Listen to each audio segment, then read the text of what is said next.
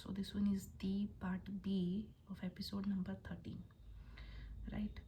तो अगर आपने अभी भी सब्सक्राइब नहीं किया है मेरे चैनल को तो प्लीज़ प्लीज़ प्लीज़ कर लीजिए एंड इन्जॉय दिस एपिसोड।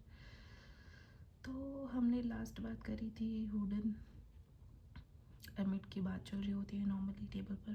तो थोड़ी देर बाद क्या होता है, एमिट का फ़ोन वाइब्रेट करता है एंड उसको वो मैसेज चेक करने के लिए ना मैसेज चेक करता है और बिना कुछ बोले वो बाहर चला जाता है।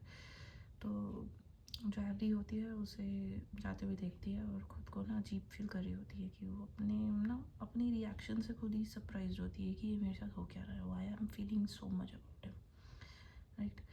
तो एवरी सोचती है कि एमिट एक ना ऐसा इंसान है जो रूल्स फॉलो नहीं करता, अपनी मर्ज़ी से चलता है और फिर भी उस पर असर डाल जाता है। तो वो खुद को ना समझाती है कि उसे उससे दूर रहना चाहिए, लेकिन अंदर ही अंदर ना वो उसकी तरफ और ज़्यादा अट्रैक्ट हो रही है। तो क्या होता है, दरवाज़ा खुलता है एंड जो एवरी होती है वो मतलब कि बैठे होते हैं। तो there Chuck and his wife होते हैं वहाँ पे। तो होता बेसिकली ये है कि एमिट और एवरी बैठे होते हैं नॉर्मली। तो चक ना नॉर्मली उसको जैसे होता है ना हैंड रेज करके, normally not in a pleasant way, एक अच्छे वे में ना बुला के मैक्स को बुलाता है एंड सिग्नल देके कि भाई मुझे ऑर्डर देना है, इधर आ जाओ तुम, मतलब कि before attending as somebody else तुम मुझे अटेंड करो, ऐसा चक का होता है वे ऑफ टॉकिंग। तो जो एमिट होता है वो देख रहा होता है। तो फिर एमिट के साथ एवरी बैठी होती है। तो चक क्या करता है, वो एवरी को इशारा करता है कि यहाँ पर कोई मेरा ऑर्डर लेगा क्या नहीं लेगा।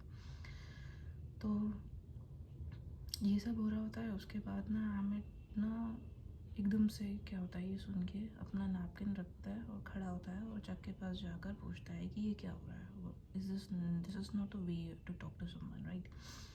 तो चक जो होता है वो पहले थोड़ा हेजिटेट होता है, फिर एमिट को देखकर फ्रेंडली बनने की कोशिश भी करता है, लेकिन एमिट का एक्सप्रेशन ना तुरंत बदल जाता है। तो वो ना एक टेंस माहौल सा हो जाता है एकदम से।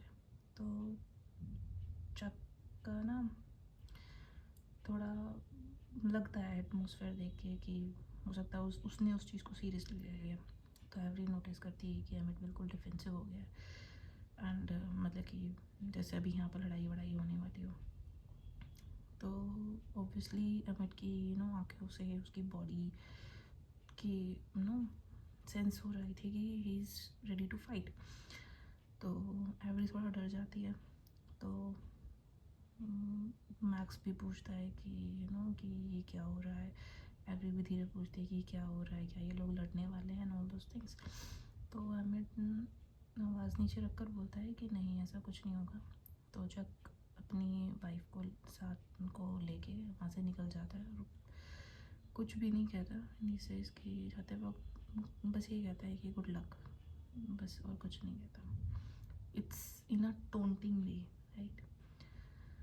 तो वुडन वापस आता है एंड अमित से कहता है कि उसे साइड पर जाना है एंड अमित अपना फ़ोन पॉकेट में रखता है और कहता है कि वो ऑफिस जा रहा है और वो लंच बाद में खाएगा। फिर वो जो एवरी होती है उसको क्विक गुड बाय बोलता है और वहाँ से निकल जाता है। तो एवरी अमित के बारे में सोच रही है कैसे वो लोगों से बात करता है, कैसे वो सिचुएशन कंट्रोल करता है और कैसे वो सडनली डेंजरस लगने लगता है। वो सोचती है कि शायद एमिट सिर्फ एक नॉर्मल आदमी नहीं है, शायद उसकी ज़िंदगी में कुछ और भी है जो वो छुपा रहा है। तो इस मैटर में हुडन एवरी से कहता है कि एमिट ना ना कि एमिट लोगों में ना जेन्युइनली इंटरेस्टेड है और ये सिर्फ एक्टिंग नहीं है। एवरी मानती है कि शायद एमिट लोगों की ना सच में परवाह करता है। तो वो प्लेट्स क्लियर करते हैं एंड मैक्स आकर कहता है कि वो बिज़ी है एंड अमित वापस आता है, एवरी के हाथ पकड़ता है और उसे कहता है कि चलो एडम्स तुम्हें रेस्टोरेंट दिलवाता हूँ बेसिकली। तो जैसे कि एवरी की मीटिंग होने वाली होती है बैंक जो होते हैं एम्प्लॉयज़ से, इसी कंटेक्स्ट में बोल रहा होता है। और एपिसोड का एंड इसी बात पर होता है कि एवरी और एमिट के बीच में अट्रैक्शन और क्यूरोसिटी और गहरी हो जाती है। एंड एवरी समझ जाती है कि एमिट जितना सिंपल दिखता है उतना सिंपल नहीं है। So basically our episode ends up here, and I hope you all like it, love it. So stay tuned for next episode. Till then, take care, have a great day. Please do subscribe to my channel, and if you have already subscribed to it, thank you so much.